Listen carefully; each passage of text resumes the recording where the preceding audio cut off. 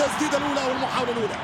ترجع الكره عن طريق بوجبا يخرج كره السودان. شوفوا كف اللعب، نلعبوا في 4-5 دقائق، رقم 7 وكف.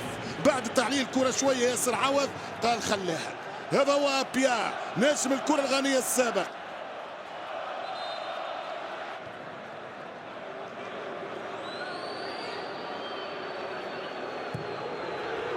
والراسيه لهدف والكره برا. كانت الكاس نظمت 3 مرات، 72 بغداد، 73 في تريبولي الغرب في ليبيا، 75 احتضنتها تونس، وابطالها كانوا مرتين منتخب مصر 72 75 و73 في ليبيا ربحتها تونس.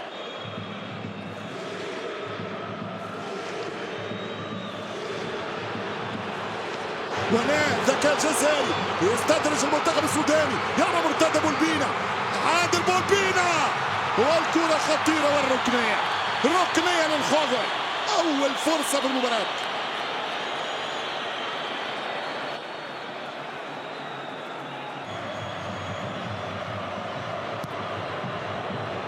ترجع الكرة بالراس، يتصدى أبوجا والكرة من غربال عبد الرحمن وخطيرة للجزائر، ملعوبة خطيرة، فرصة والحارس يتعمق، ضيع الكرة رضوان بركان، لعب الوكرة في الدوري القطري دوري النجوم.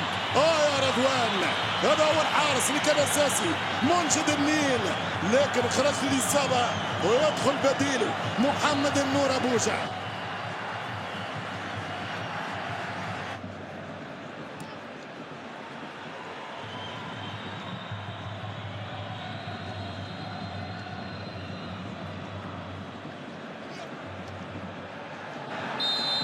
خطأ لمنتخب السودان بصافرة المصري أمين عمر، وانذار كرة أصفر، انذار على آدم والناس.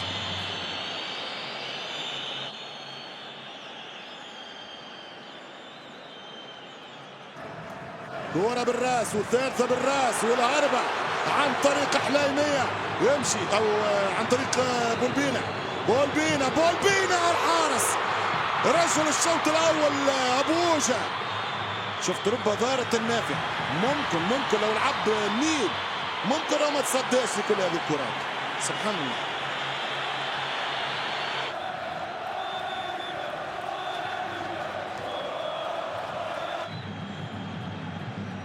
ترجع بالراس الاولى ياخذها السوداني، ثانيه كل ما الكرة تمشي فنيا الجزائري يتفوق، كل ما ترجع المباراة على الصعيد بدني السوداني يتفوق.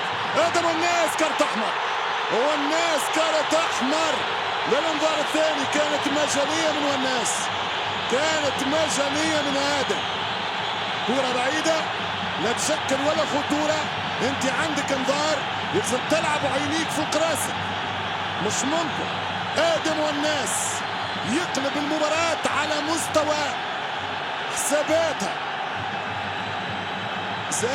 زايدة من آدم والناس، ماذا يفعل؟ صراع كشات وشوطة أصلا شاط، إذا ما فماش كلام.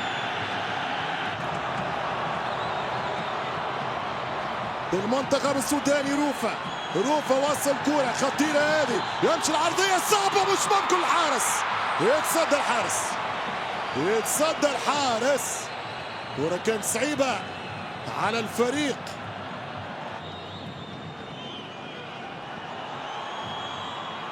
خطيرة العرضية، ترجع من الدفاع، ممكن سودانية خطيرة، مش ممكن روفا وضيع الهدف في المكان القريب. هل يندم السودان على كرة المباراة؟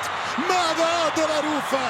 أبيا يقول ماذا أدرت يا عبد الرؤوف؟ ماذا أدرت يا عبد الرؤوف؟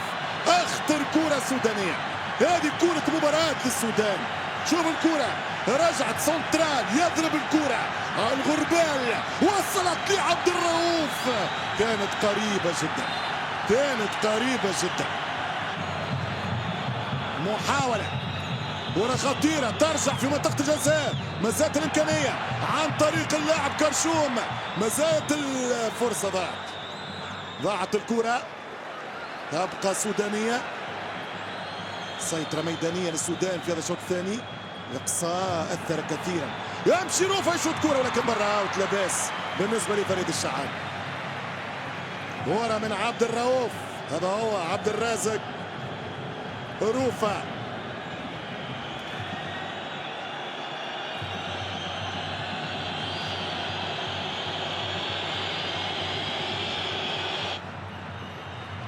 خطيرة الكرة، التسديدة والدفاع. مرت الكرة سليماني خلاص 10 ثواني 5 ثواني، لن تتغير الأمور. الجزائر لن تسجل والسودان في آخر كرة للتسجيل، ولكن أيضا نراها لن تسجل. 0-0 شوط بالشوط. الإقصاء السوداني برافو، مش يحط المدافع، نعم يغطي للحارس. النور عليك، نور يا نور.